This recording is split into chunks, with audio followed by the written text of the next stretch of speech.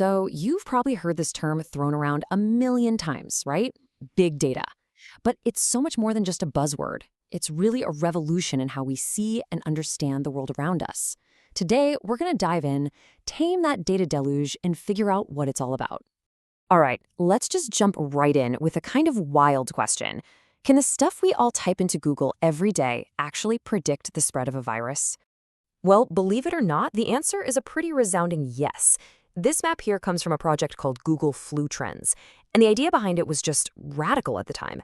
Instead of waiting around for official reports from doctors' offices, they just looked at the search data. See, when a whole bunch of people start searching for things like flu symptoms or fever and chills, it creates a pattern.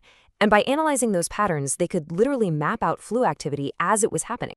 And here is the real kicker. Back in 2010, this big data approach spotted a major flu outbreak a whole 2 weeks before the CDC, the official government health agency, even announced it.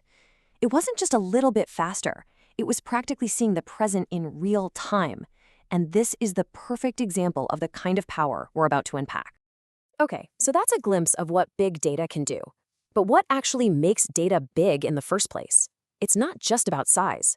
It's really about a specific set of challenges that, pretty conveniently, can be summed up with 3 V's. These are the famous 3 V's: volume, variety, and velocity. I want you to think of them as the 3 massive hurdles that our traditional technology just couldn't get over. So let's break them down one by one. First up, we've got volume. Now, these numbers you're looking at, they aren't for a year or even a month. This is the amount of data generated in a single day. The emails, the videos, the photos uploaded, the scale is just staggering. We are creating a tidal wave of information every single second of every day. To really make that volume tangible, let's just focus on one of these numbers. Over 5 billion Google searches today. That sheer quantity of information is the first huge challenge of big data. All right, next up, variety. This data isn't all coming from one neat, organized spreadsheet. No way. It's a completely chaotic mix. You've got totally unstructured stuff like tweets, photos, and Facebook posts. You've got hyper-complex scientific data from things like genome sequencers. You've got sensor data streaming in from your smartwatch, your smart thermostat, the whole Internet of Things. And yeah, you also have the more structured stuff like system log files from servers. It's text, numbers, images, videos, readings, all jumbled together. And that brings us to our third V, velocity. This data isn't just sitting still in a folder somewhere waiting for us to look at it.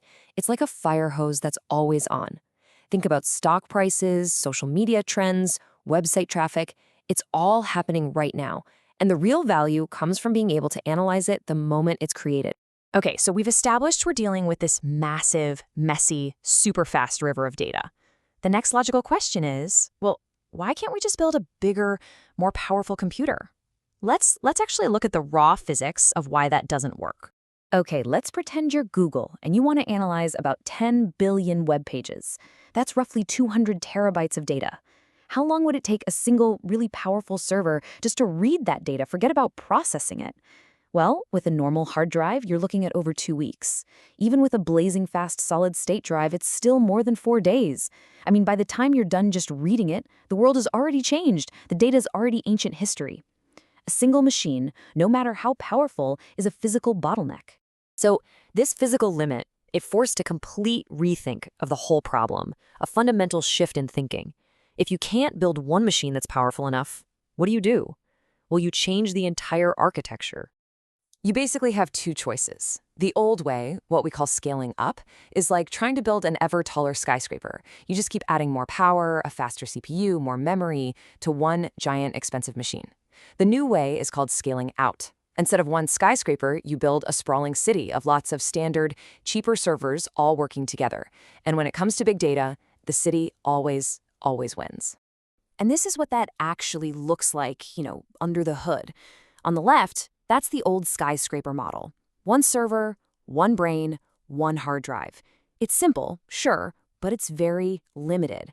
On the right, that's the city. It's a cluster of many different computers, or nodes, all connected. It looks more complex, and it is, but it's also infinitely more powerful, and you can just keep adding to it.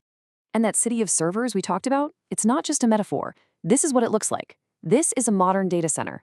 Each one of those tall racks holds dozens of individual servers, and there are thousands of them, all working together in parallel. This is the hardware that makes all of this possible. So, how in the world do you coordinate work across this huge city of computers? You follow one simple, absolutely brilliant rule. Move the code to the data. Remember our 200 terabyte problem? There's just no way you're going to move that mountain of data over the network to your one little program. But the program itself, the code you wrote to analyze it, that might only be a few megabytes. So you send a copy of your tiny program out to every server that holds a piece of that mountain.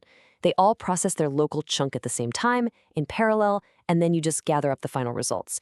It's a genius principle called data locality. So scaling out is the bedrock, right? But on top of that, you need a smart plan, a blueprint.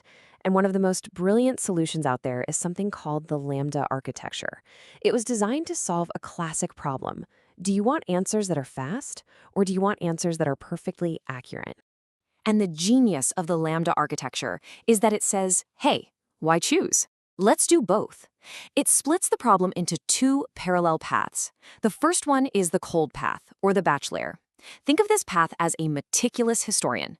It carefully goes through all the data that's ever existed to make sure every single calculation is perfect.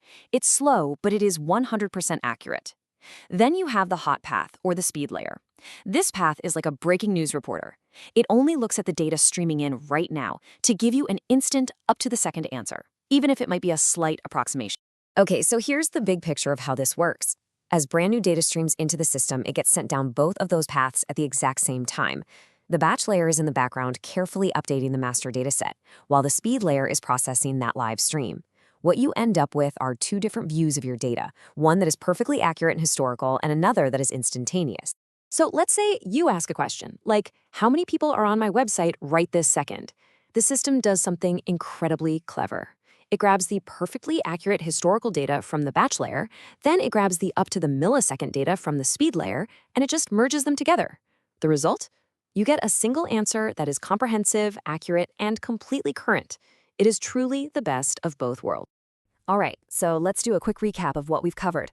The challenge of big data really boils down to those three V's. It's massive volume, it's messy variety, and it's relentless velocity. We know a single computer just can't keep up. It's physically too slow. So the solution is to scale out, to build a city of servers. And then on top of that, you use elegant designs like the Lambda architecture to balance that need for perfect accuracy with the need for real-time speed. And this is the thing I really want you to take away from all this. Big data isn't just an upgrade. It's not about getting a slightly faster computer or a bigger hard drive. It is a completely new way of thinking about computation itself, one that's built from the ground up on these principles of massive parallelism and data locality. Which, of course, leaves us with one last really exciting question. We started this whole thing talking about predicting the flu from search terms. Now that we have these incredible architectures that can perfectly understand the entire past, while at the same time seeing the present instantly, what comes next? What new futures will we be able to predict?